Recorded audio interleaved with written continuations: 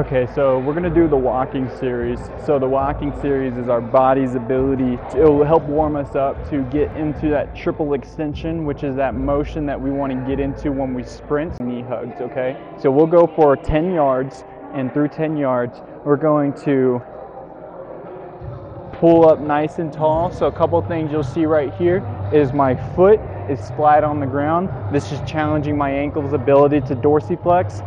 So just think of my ankle's ability to pull my toes to the sky without me bending anywhere else. So by challenging that, you'll see a lot of athletes that have bad dorsiflexion and they're not challenging it, is they'll want to come up on their toes. They'll come up on their toes, and you'll see the second cue, which is I want to make sure that our knee is fully extended.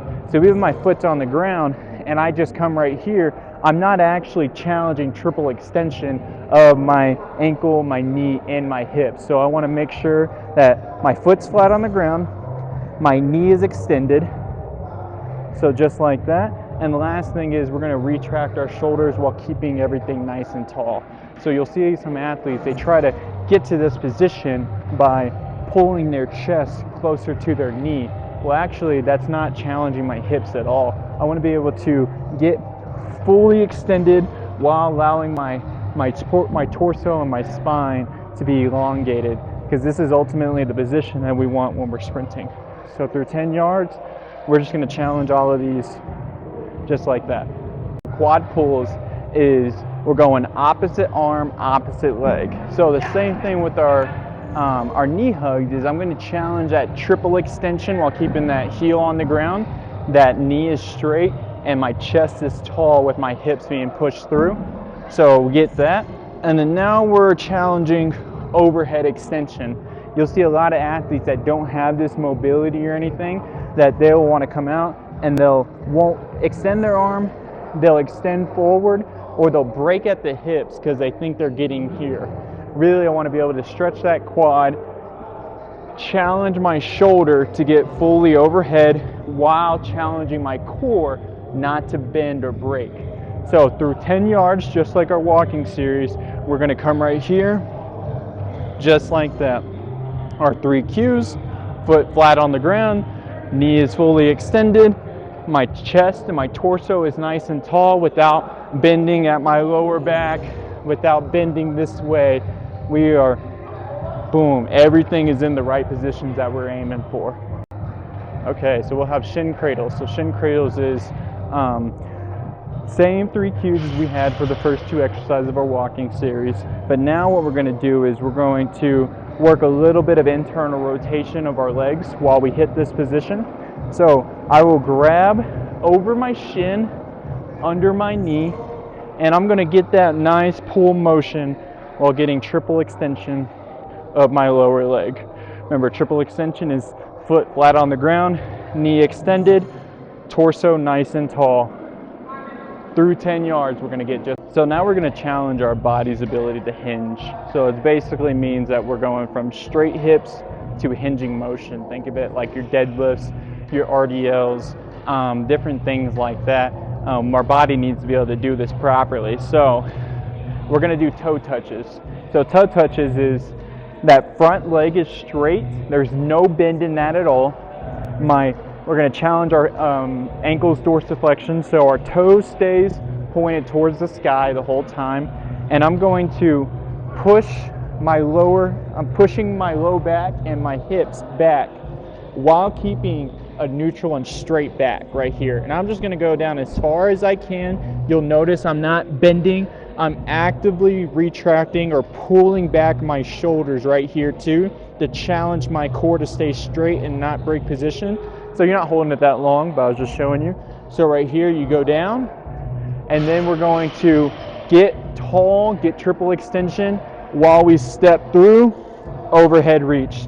Just like we did with the quad pull, now we're just kind of putting it all together through a hinge. So hinge back, nice and tall, step through. Last one. Tall, step through. We're going to go through 10 yards just like that. Those are toe touches. So now we're going to challenge my body. We've been challenging our core to stay nice and neutral. Now we're going to open it up a little bit to some in ranges. So we got inchworms right here. Disclaimer, if you have any athletes that have any back problems or anything like that and they can get hurt, I really advise going against this. You can have them go into a push-up position if you want them to just be a part of the group and do an exercise, not just sit there. But I would not let them do the lowering of the hips in this, as that is a lot of that's a lot of stress on our of our lumbar spine to go into hyperextension like that. So just keep that in mind, please. So inchworm, you'll go down and you're going to walk your hands out until you are in a full push-up position, and from here you will lower your hips, and you want to try to make sure that your legs are not touching the ground. My chest is nice and tall, and then when I walk it up, I really want to make sure that I push my heels into the ground actively and I don't bend my legs. By not bending my legs and pushing my heel, that challenges the posterior side or the back portion of my leg, my hamstrings, my calves, my Achilles tendon. That challenges all of that to go into a good stretch. So we'll go through 5 of these, walk it out, lower the hips, walk it back up. Once we reach 5, go ahead and just walk the rest of the 10 yards. We're going to keep everything in 10-yard increments. Okay, next exercise we have is straight leg marches. So straight leg marches, we're going to go back to challenging that triple extension while getting more into a dynamic running motion. So while keeping that bottom leg straight and everything's nice and tall, I'm just going to kick my opposite leg as high as I can while keeping everything straight. You're going to see a lot of kids, they're going to not want to do that triple extension. They're going to come out here, they're going to break at their core, they're not going to get their legs straight, they're not going to get that bottom leg straight, and you'll see a lot of this where it's not really challenging anything. Whereas if I'm right here and everything nice and tall, now I'm challenging my bottom leg to support my whole body while keeping a lot of integrity of the spine. So I'll just show you real quick.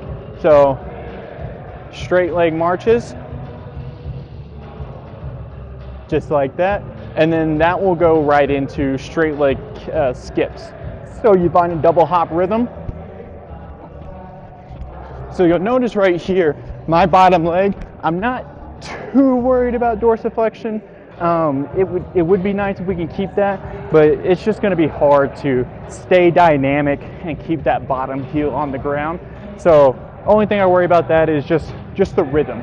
Let's make sure that the arms and the legs are moving opposite to each other and they're in rhythm. That's a good cue that we can give that we'll wind up teaching when we teach our kids how to sprint as well. Right here we have the Quadruped series. So in the Quadruped series, you're going to have both hands down, arms are straight, your hips are going to be right over the top of your knees, arms are directly over your wrists, your shoulders, excuse me. And we're going to start off with fire hydrants. So I'm going to abduct my leg out as far as it'll go while keeping my core tight. You'll notice when I go right here, I don't turn my hips, I don't break my arms, and I don't turn my torso. Everything is nice and tight. And we're going to go for 5 aside.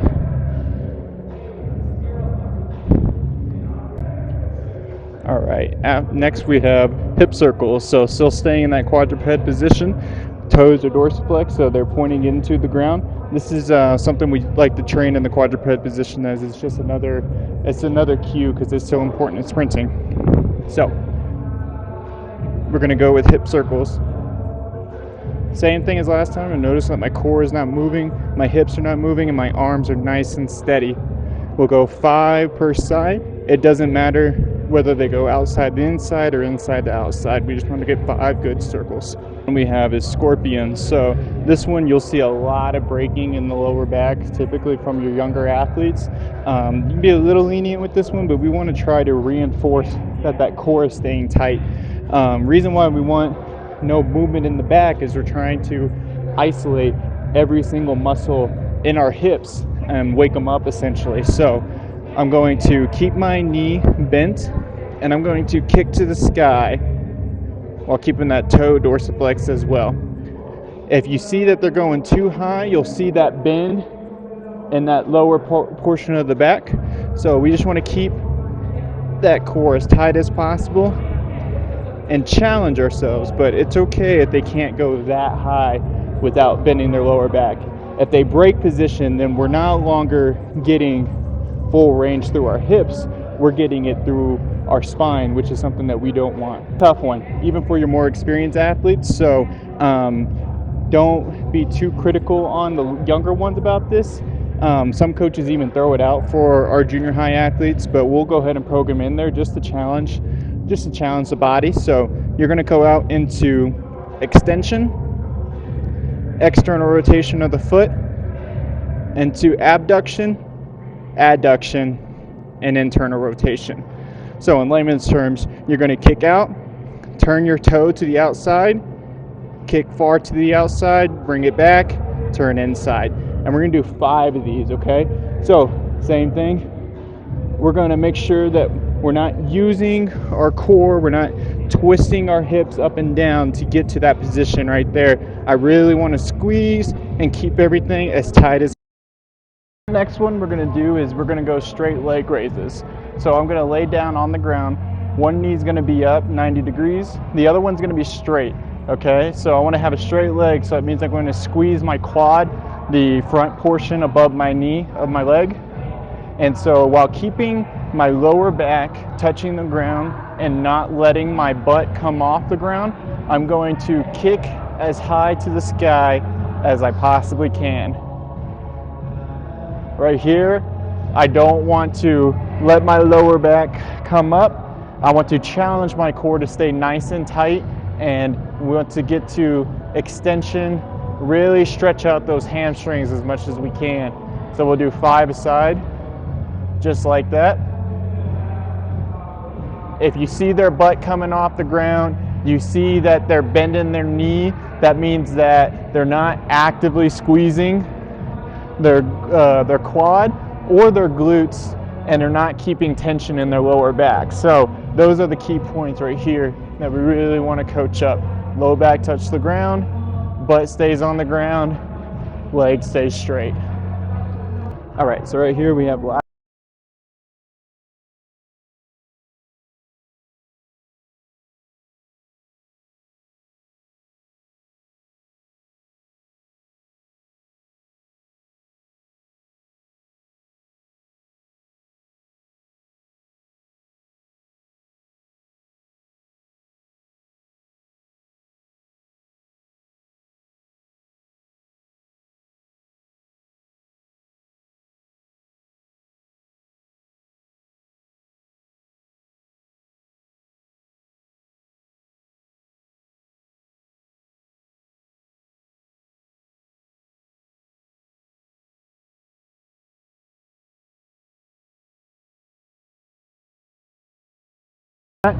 once we're done, we'll flip it to the other side.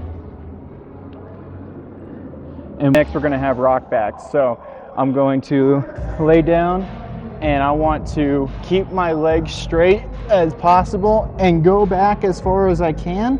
And then when I come up, I'm going to open up both legs, reach as high as I can. You'll see a lot of people will not reach above them, they'll reach out in front. Maybe they'll reach too far and you'll see their spine break and their rib cage starts to come out. These are things that we want to watch and avoid, as we're, like I said before, we're no longer getting to range of motion through our shoulders, we are now getting it through our spine and it's breaking. And in sports, we want to keep a strong neutral spine. So you'll go down, you'll come back up, and then you'll be in a butterfly position with one leg while the other one stays straight. Reach nice and tall, come back down, other leg. Open, one butterfly. You'll do each one twice. So that means you'll get 6 total reps. Rock back, open, rock back, one leg butterfly, rock back, other leg butterfly. All right, next we have ankle rockers. So ankle rockers, first thing is I want to make sure that I'm nice and tall, and I'm not going to be breaking at my hips through this motion at all. You'll see a lot of athletes want to do this. What we're right now is we're challenging our ankle's ability to come into dorsiflexion and go into plantar flexion. So we're warming up those ankles. As we know, they're important structure to get in triple extension for a lot of the things that we do. So while keeping those hips nice and tight, squeezing those glutes, I'm going to just rock back and forward. Oops. You see it's kind of challenging.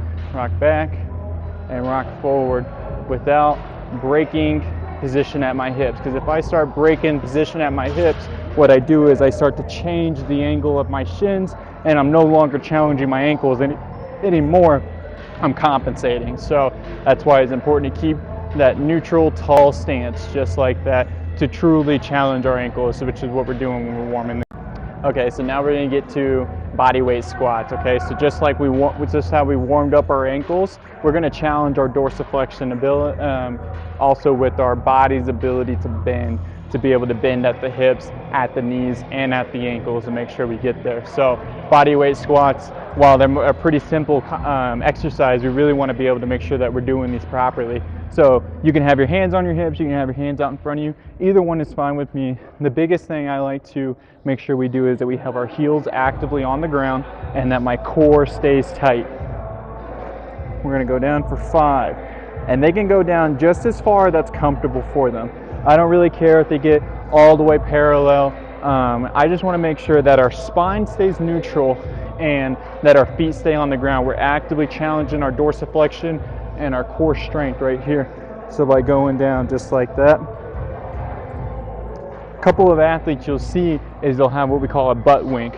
So when you come down right here, you'll see that they want to raise their butt and then their chest later on. That's a cue right there where we challenge our core strength right there, to squeeze everything as tight as possible. And then you can also tell them not to go down as far because they might have went past their limit. So now they're using everything in the wrong manner to try to get back up, which is the last thing we want to avoid, or the first thing we want to avoid when we actually put load on these kids' backs and we're trying to get them to squat a lot of weight. Okay, so the next thing to test our body's ability to bend is we're going to call toe grabbers.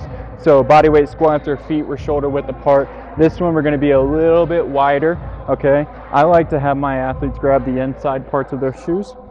So by grabbing the inside parts of their shoes, now what they'll do is they'll go down as far as they can, really challenge their body's ability to bend at 3 joints, and while keeping their chest forward, and then they're just going to come back up and straighten their legs if they can. Try not to have an arched back. I want to really challenge my body's ability to keep this neutral back while trying to get into that full hinge motion of our hips.